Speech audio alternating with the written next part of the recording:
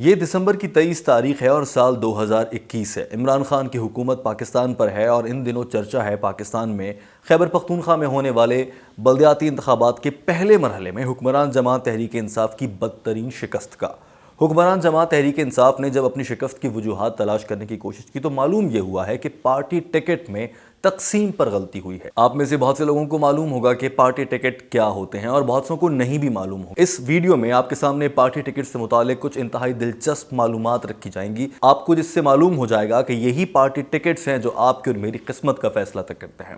پہلے جان لیتے ہیں کہ پارٹی ٹکٹ کی تعریف کیا ہوتی ہے۔ اگر پاکستان کے سیاسی حالات کو دیکھا جائے تو پارٹی ٹکٹ سے مراد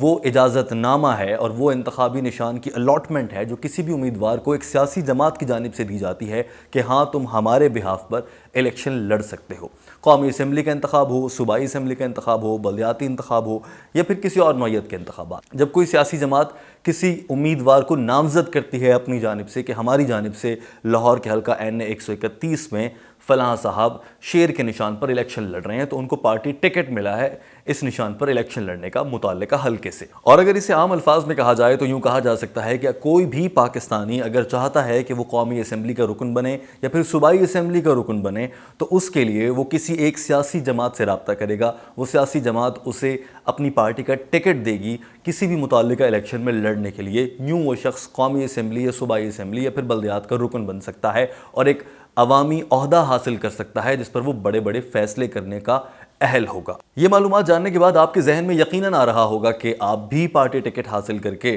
کسی بھی سیاسی جماعت کا حصہ بن کر الیکشن لڑ کر ایوان تک پہنچ سکتے ہیں۔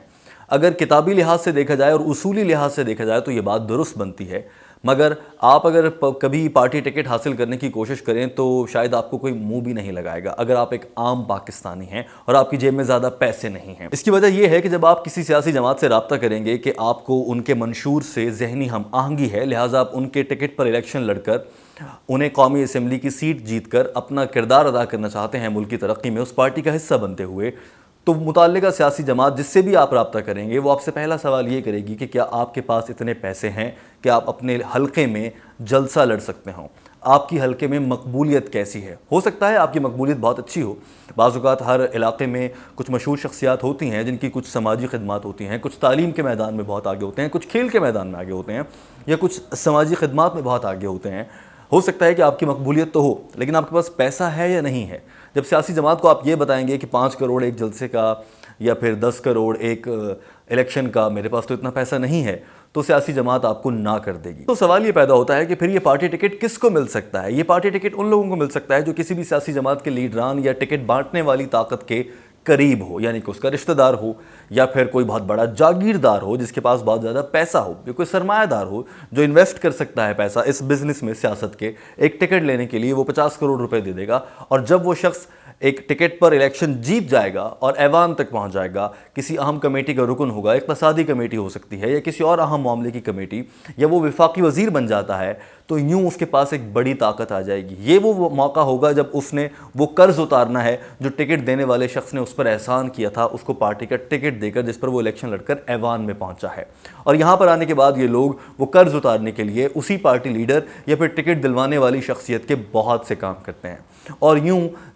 جو بنیادی مقصد ایوان میں پہنچنے کا ہوتا ہے، آئین کو دیکھتے ہوئے پاکستان کی بہتری کے لیے کام کرنا، وہ کہیں دور پیچھے رہ جاتا ہے اور مقصد صرف اتنا رہ جاتا ہے کہ جس نے مجھے ٹکٹ دیا تھا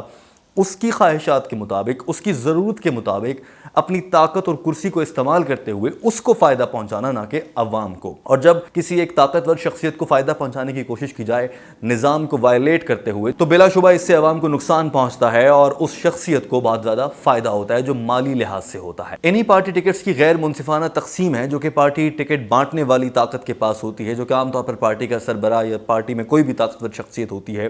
انہی کی غیر منصفانہ تقسیم کی وجہ سے آپ پر اور مجھ پر ایسے حکمران، وزراء، اہم کمیٹیوں کے اراکین، اہم کمیٹیوں کے چیئرمین، ساتھ میں اہم حکومتی عہدوں پر وزراء بن جاتے ہیں جو آپ کے اور میرے بجائے اپنے لیڈر کو اور اپنی ذات کو فائدہ پہنچانے کے لیے کام کرتے ہیں۔ لہٰذا دوستو ہماری سیاست میں جہاں ایک بنیادی غلطیاں کئی ہیں، ان میں سے ایک اہم مسئلہ یہ پارٹی ٹکٹس کی تقسیم ہے، جس پر اکثر نااہل اور جابر حکمران آپ پر مسلط کر دی جاتے ہیں، جو خود غرضی میں اس حد تک آگے جا چکے ہوتے ہیں وہ اپنا فائدہ پہنچانے کے لیے اپنے آپ کو، عوام کو بدترین نقصان پہنچانے سے بھی گریز نہیں کرتے۔ اپنا بہت سارا خیال رکھیے۔ اللہ حافظ۔